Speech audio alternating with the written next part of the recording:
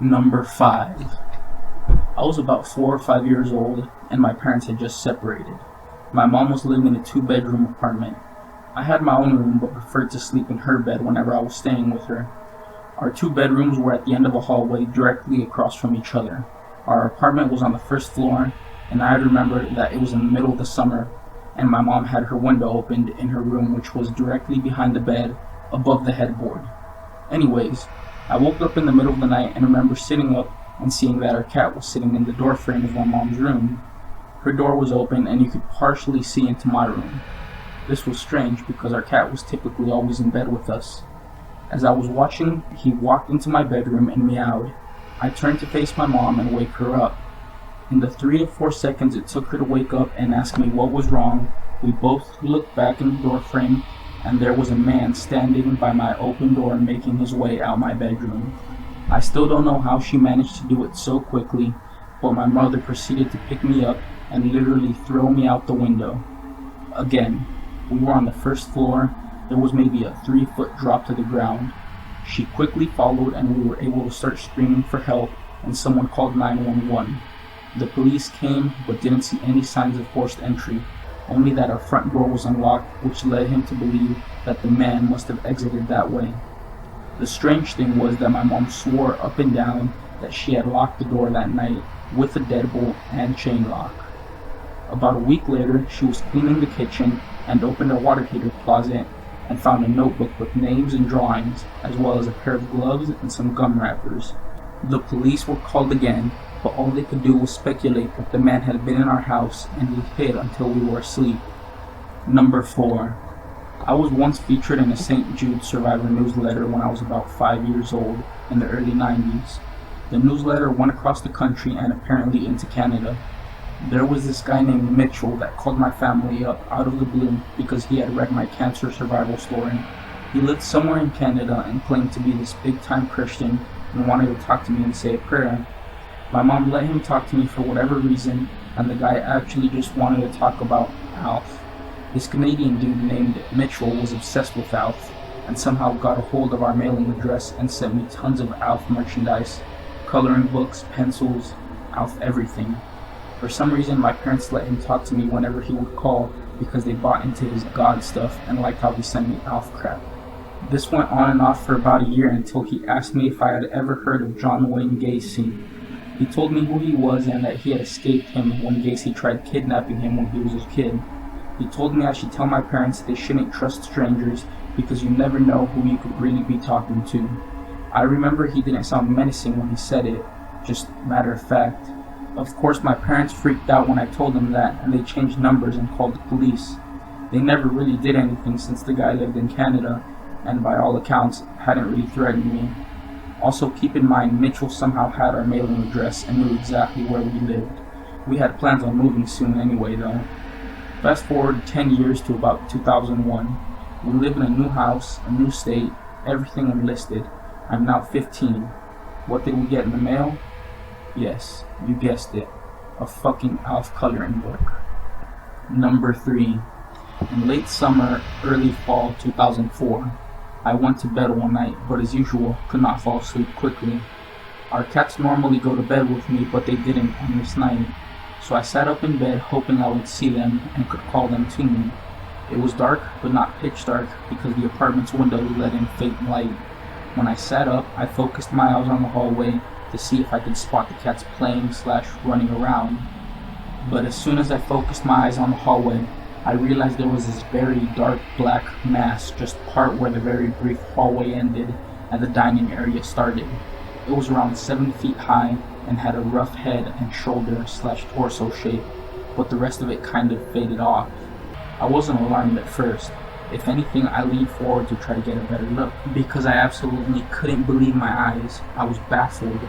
But when I leaned forward, the thing seemed to turn and look at me, and when it did, I saw 2 red eyes in the head. I did not see any other features, and I don't remember if the eyes were glowing or just plain red, but they were indeed red. When the thing looked at me, my amazement and confusion was quickly replaced by fear, and then it swooped through the bedroom doorway and toward me.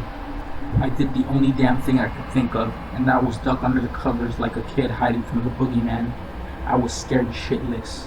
I have been in some very scary situations in my life, but that particular fear was primal and almost unearthly. After several moments, I began to run out of air beneath the covers, so I decided to elbow my sleeping husband in the ribs hard enough to irritate him and make him wake up, sit up, roll over, or do something. It worked, and when he didn't react strangely, I figured the thing was gone, and it was. I and later my husband saw the shadow again, but it never appeared remotely as threatening. Number 2. I remember one morning waking up. It had to be around 9 a.m., and I could see that the front door was open because the sunlight coming through the bedroom doorway, which was also open. I could also hear my parents outside laughing and joking with my grandmother, who I found out had stopped on her way to work to say hello. That particular morning I could feel the eye crust on my eyelids, but it wasn't super bad that I had to go wash it off, so I crawled across both beds and sat on the edge. Since my parents and I shared the one bedroom, our 2 full-size beds were pushed together to form a giant bed. The room was so small that it literally took up almost the entire room. Besides the combined beds, there was literally just a TV stand and the actual door on the left. While sitting on the edge of the bed, I remember my feet dangling off the edge, and I began my normal routine of painstakingly picking off the eye crust. This morning I was extra eager because I wanted to say hello to my grandma. Well, as soon as I remember clearing my eyes, I was a moment away from jumping off of the bed onto the floor. A hand shot up from beneath the bed and grabbed me by my shirt. It literally paralyzed me in fear, but I was quick enough to let out a high-pitched scream and grab the bar on the headrail of the bed while the hand started pulling. I still remember the feeling of how strong the grasp was around my shirt, and I remember seeing the hand. It looked like a grown man's hand, hairy, big, and strong looking, and it started pulling me forward, as if trying to pull me under the bed. At this point I am screaming my head off, and I knew my parents and grandmother heard me because I could hear them running inside. This part scares me. The moment, and when I say the moment, before they crossed the threshold into the room to actually get a view of me on the edge of the bed, the hand immediately let go and shot back under the bed. I was hysterical, and my father grabbed me off the bed and picked me up, asking what had happened. I remember yelling through my sobs, "It's under the bed, it's under the bed." Well, my father actually pulled the mattress up then and there and showed me that there was nothing under the bed, and literally there was nothing. Meanwhile, my mother and grandmother were trying to comfort me by telling me I was still asleep and must have had a nightmare.